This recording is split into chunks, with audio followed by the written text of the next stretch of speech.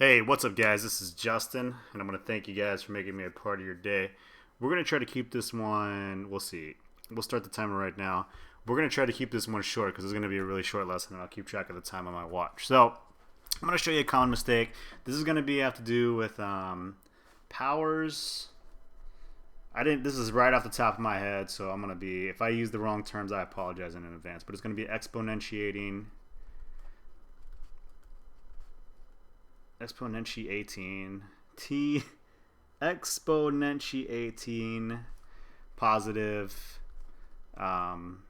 slash negative integers. Okay, terrible handwriting, right? I'm sorry, but there's going to be a real common mistake, and a lot of students make this, especially in the this is actually an algebra 1 question, but a lot of students in algebra 2 still mess this up, so we'd say that they're juniors. All right, so we'll go ahead and kind of say, let me make up a number right here. All right, we'll say we'll make it really easy, like -3 squared. Okay, so here's the thing: when you type this in your calculator, and if you guys use this right here, actually I'm not going to use that because I don't want that calculator company because they didn't give me any calculators.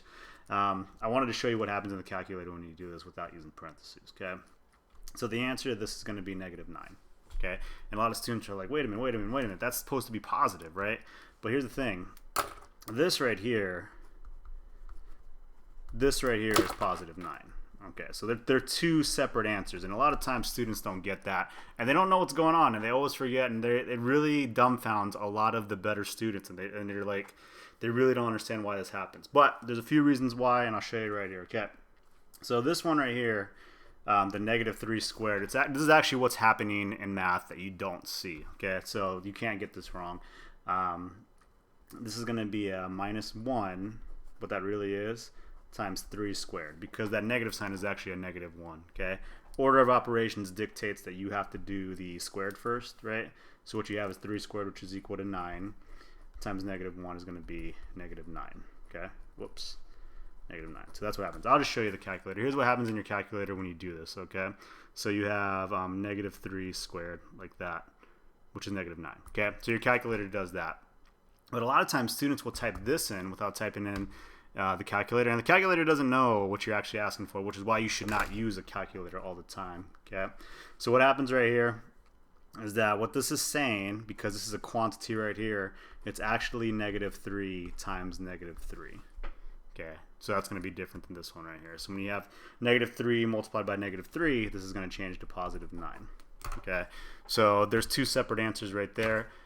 If you try to plug this in, because students try to put that in their calculator, it doesn't work. So if you end up doing it like this, where you take the parentheses, -3, and tell your calculator that you want that as an entire quantity, then you get +9. Okay, so it's very important when you guys do that you know that these two are separate answers. They're two totally different answers. They're 18 spaces away on the number line. Okay, another thing, when you plug in numbers, especially when you're just evaluating functions, okay, so let's say that this is just arbitrary, I'm making this up right now. Let's say you have x equals -2, and they want you to evaluate it into a function f of x.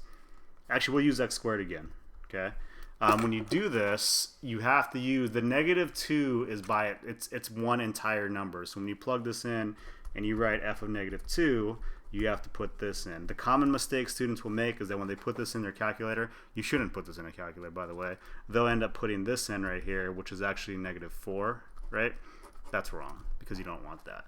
When you evaluate this function, f of -2, -2 times -2 squared is going to be +4, so that's the answer that you have right there. Okay, so let's go ahead and circle these answers and make them look a little bit nicer. But that's how you would evaluate that right there. You have to make sure to place that -2. It's a -2 entirely by itself. It's not 2 that is negative. It's -2, and you put that in right there. So that's why it makes 4.